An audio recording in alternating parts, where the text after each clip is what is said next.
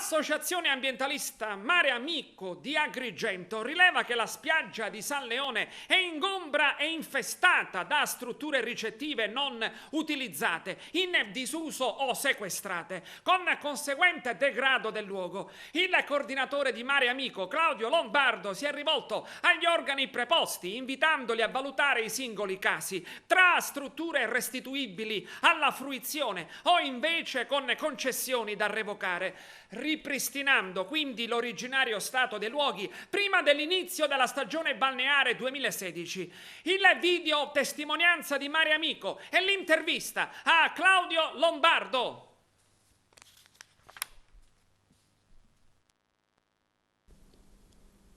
Più nel dettaglio, vi sono 6 strutture lungo la spiaggia di San Leone da valutare caso per caso.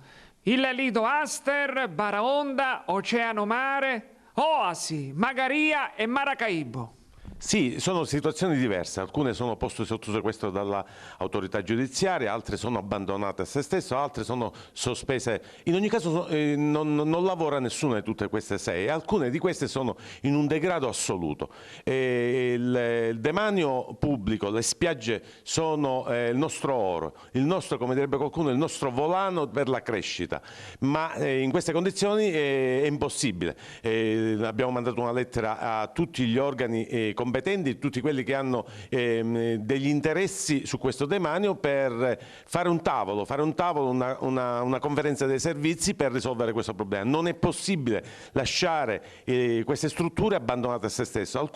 Una addirittura sono stati trovati degli extracomunitari che dormivano, in un'altra non menzionata da questo video la questura qualche mese fa ha trovato una centrale di spaccio di droga. Insomma, non è possibile. L'amministrazione comunale di Agrigento, in particolare il comune, non avrebbe una competenza diretta ad intervenire? Per noi sì, il sindaco già ci ha fatto sapere per le vie brevi che non ha nessuna competenza, ma non è così, perché il piano comunale per la gestione del demanio marittimo ha una voce in capitolo del sindaco, l'amministrazione. La Capitaneria di Porto ha pure un compito, un ruolo, la soprintendenza ha un ruolo, tutti quelli menzionati, anche la procura, perché ha posto sotto sequestro alcuni locali e potrebbe dissequestrare o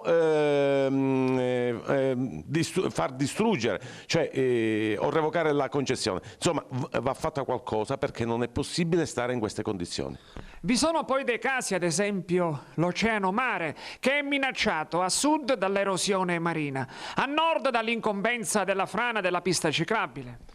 La situazione dell'Oceano Mare è una situazione al limite, perché l'Oceano Mare ha avuto sospesa la concessione, o quantomeno ha avuto sospesa l'attività, perché il mare l'aveva minacciato. Ora sono state fatte le opere, vanno fatte delle scelte, non è possibile lasciare le cose in queste condizioni, non è possibile abbandonare il demanio, che è il nostro futuro, il nostro volano, in queste condizioni.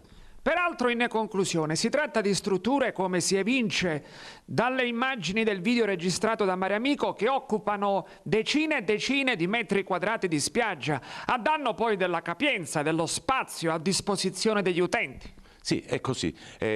Sono delle grosse quantità di demanio date in concessione e in alcuni casi abbandonate. Bisogna fare delle scelte, non è possibile, e bisogna farle ora, prima dell'inizio della stagione balneare 2016. Ci dobbiamo pensare oggi per quel che dobbiamo fare la prossima estate.